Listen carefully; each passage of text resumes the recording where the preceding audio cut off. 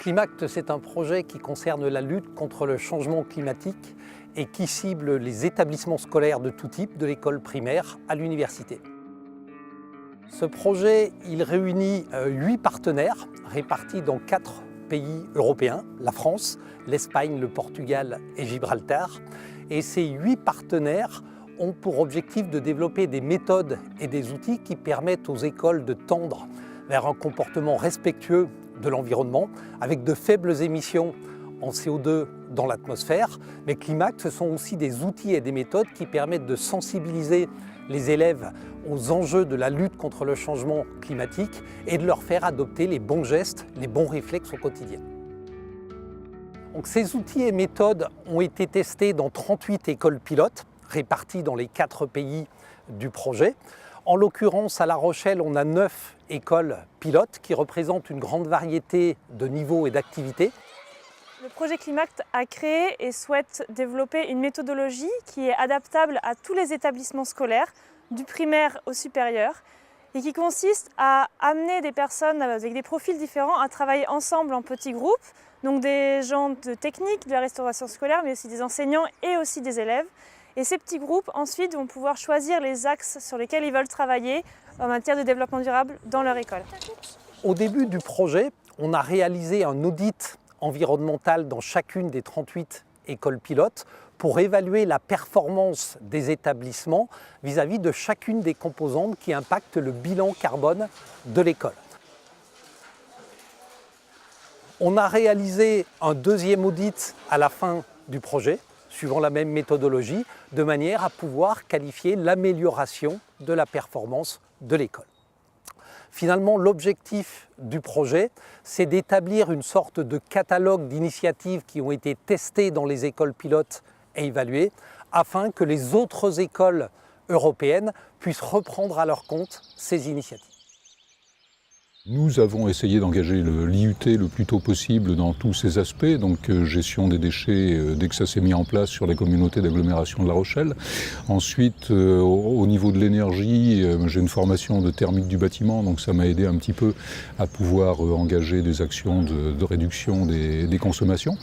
Et d'une manière générale, bien tout ce que l'on peut faire dans le cadre d'un développement soutenable, on essaye de le mettre en œuvre par des incitations, par le développement de campagnes de sensibilisation pour l'utilisation des mobilités douces, par la réalisation donc d'un abri vélo qui va se dupliquer. Donc on a fait travailler par exemple des étudiants sur la conception de cet abri vélo.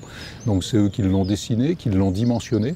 Et ensuite on a fait réaliser des pieux par une entreprise, les pieux de fondation par une entreprise spécialisée. Et ensuite les équipes techniques de l'IUT ont monté l'abri par lui-même.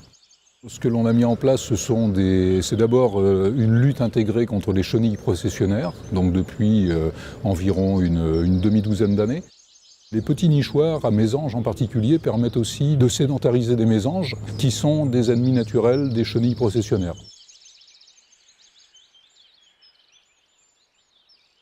Alors on a mis en place une politique de tri des déchets dans un premier temps. Les déchets industriels qui viennent des ateliers sont triés, recyclés. Le carton et le papier sont également recyclés. On en fait des espadrilles sur La Rochelle. Pour les déchets industriels, les déchets D3E de l'électronique sont retraités sur une entreprise sur La Rochelle. Et les déchets industriels et banaux sont enfouis sur un site de La Rochelle. Nous avons un label environnement et un label vague bleue pour le recyclage des déchets liés au nautisme. Dans le cadre de l'éducation à la protection de l'environnement, nous avons lancé sur le lycée une action consistant à ramasser les déchets autour du lycée, dans le lycée éventuellement également. Donc en général, on a fait ça depuis 2 ans, c'est la 2e année qu'on fait ça. Et chaque classe entrante de seconde vient ramasser les déchets pendant 1 heure. Ensuite, on trie les déchets. Non, on va pas tout mettre. Les canettes.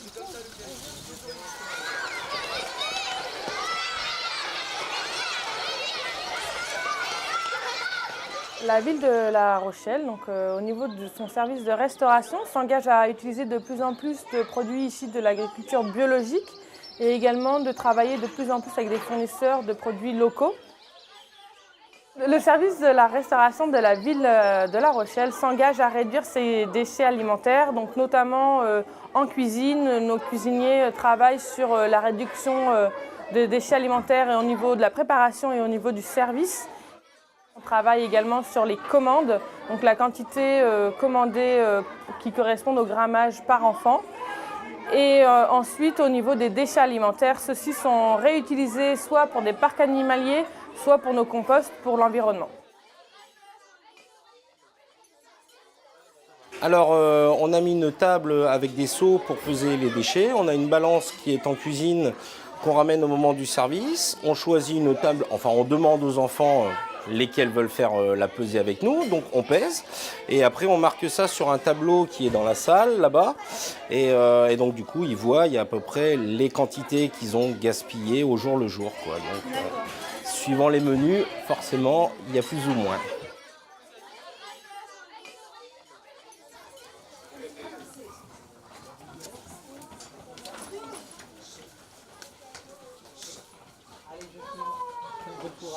Alors le but de notre intervention à l'école Bongraine, c'est de montrer aux enfants comment est-ce qu'on peut faire des économies d'énergie.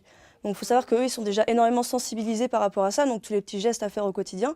Mais nous, la finalité de ce projet, c'est de leur montrer qu'il y a une réflexion à faire en amont d'un projet pour la conception d'un bâtiment. Donc nous, on a intervenu ici en leur présentant un projet qui leur permettra d'analyser un petit peu les consommations d'un bâtiment. Donc on a notamment utilisé une maquette qui a été créée par l'IUT Génie Civil de La Rochelle. Et donc on va mettre un chauffage dans cette maquette et leur faire analyser la consommation de la maquette isolée et de la consommation de la maquette non isolée. Et le but de cette expérience, c'est de leur montrer que normalement, quand on isole un bâtiment, on est censé réduire les consommations de l'ouvrage. 30 cm, un point au milieu. Et après, j'ai coupé. Alors en fait, on mesure la taille des murs et on le recopie sur un papier. Ensuite, on essaie de découper des isolants fins pour essayer de les poser, histoire de réchauffer la maison.